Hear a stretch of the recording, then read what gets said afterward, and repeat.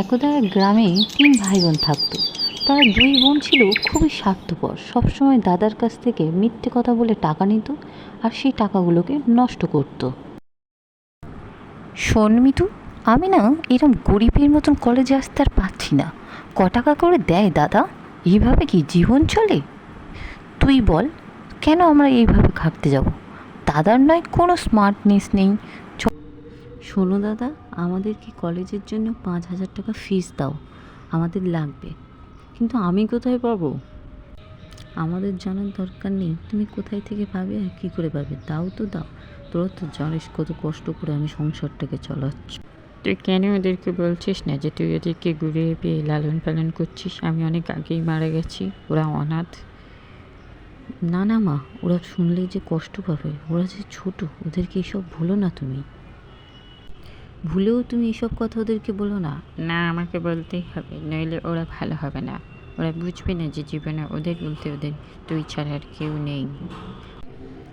দেখবি এবার দাদা কি সুন্দর টাকা আনবে। হ্যাঁ হ্যাঁ, আমি জানি, দাদা আনলেই আমি একটা লাল জামা কিনবো। এদেরকে আজ আমার মা উচিত শিক্ষা দিতেই হবে, নইলে এরা কখনো মানুষ হবে না। এই, তোরা কেন বুঝিস না যে ও তোদের জন্য কত কিছু করে? তোরা জানিস ও তোদেরকে নিজের বোনের মতন মানুষ করেছে, তোরা অনাথ। কখনো ওর সঙ্গে ওরম করিস না, তোদের কিন্তু ভালো হবে না বলে দিচ্ছি। আমি তোদের মা হয়ে বলছি, তোরা কখনো ভালো হতে পারিসনি। যেই তোদের জন্য সারা দিন রাত পরিশ্রম করে মাথার জল ঘাম নিচে ফেলে, তাকে তোরা এইভাবেই করছিস।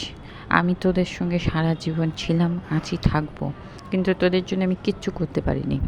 তোরা ভালো হ, নইলে আমি তোদেরকে এমন শাস্তি দেবো তোরা বুঝতে পার।